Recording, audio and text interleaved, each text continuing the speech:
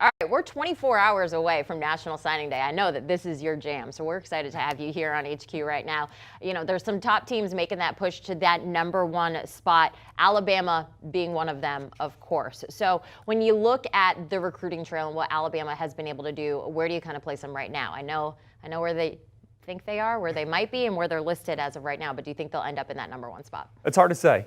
There's a lot of big names that are in play. We've seen a crazy coaching carousel right now, over 25 moves, and we're seeing more blue chip kids. So those 4 and 5 stars changing schools, changing their minds than ever before. We've already had 5 stars change their minds since Thanksgiving. It's unprecedented. We haven't seen this before in the early signing period era. We'll see what happens with Alabama. They got a lot of ammo out there to potentially make a run at that #1 spot. Now there's some other challengers, Texas A&M, Georgia, and they're all really fighting for those same kids. I like Alabama for Earl Little Jr., a local cornerback here in South Florida. I think they're going to get him. Some other guys out there, Jahad Campbell, a top 247 edge rusher. So like I said, lots of pieces in play. And last year, Alabama on first day of the early signing period, they flipped 2 kids we didn't even know that they were really in on. So right from LSU, their rival. So you never can count out Nick Saban. I always say I'm not betting against him. And the kids always say it, Bama's Bama. So we'll see how it goes, but I expect a big day for the Crimson Tide on Wednesday. Bama's Bama and that Saban effect, like you can't go against it. But you mentioned Georgia and Texas A&M. I want to talk about Georgia real quick. You know, the Bulldogs, if you look at the 24/7 crystal ball favorites, they're really up there to land some key players. So what do you like about Georgia? That defense, you know, you watch Georgia this season, they didn't give up much of any points. And I keep telling everyone that follows recruiting or anytime I'm on a podcast or anything like that, just wait, because that defense is getting only better. I mean, Shane Beamer, I just mentioned him at the beginning. You know, after they played Georgia, he said, oh, they got all these 5 stars. You know, it's crazy. It's impossible to move the ball. And it's like, hey, Shane, guess what?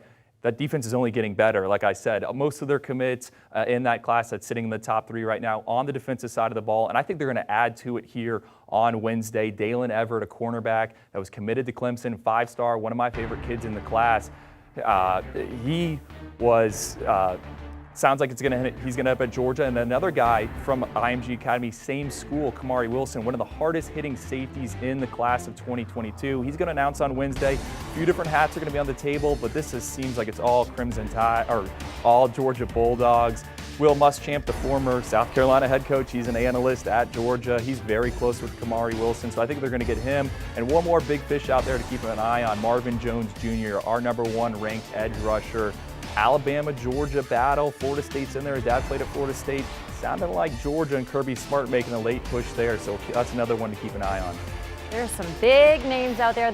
Aggies also listed at #3 right now, but there's quite a few undecided players. Who do you see that is on that list of recruits that might be able to push them towards the top? Oh, well, let's start with Shamar Stewart, #1 player in the state of Florida. He's not going to sign early, but he was just up in College Station for the weekend on an unofficial visit. Big fan of him. I've been tracking him for years. Seems like Texas A&M is the team to beat there, so he's one. That might be a little push later on when we get to February. But then you got some other guys. Denver Harris, a cornerback out of Texas, an in-state kid. Sounds like it's trending the right way for them.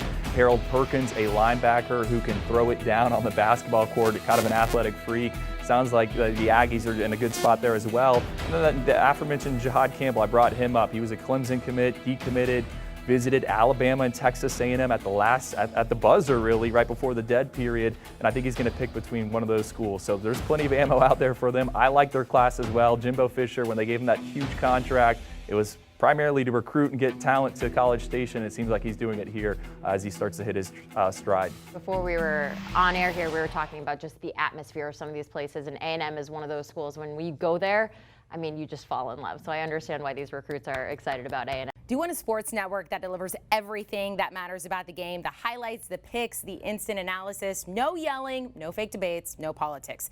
Hit the subscribe button and never miss a moment.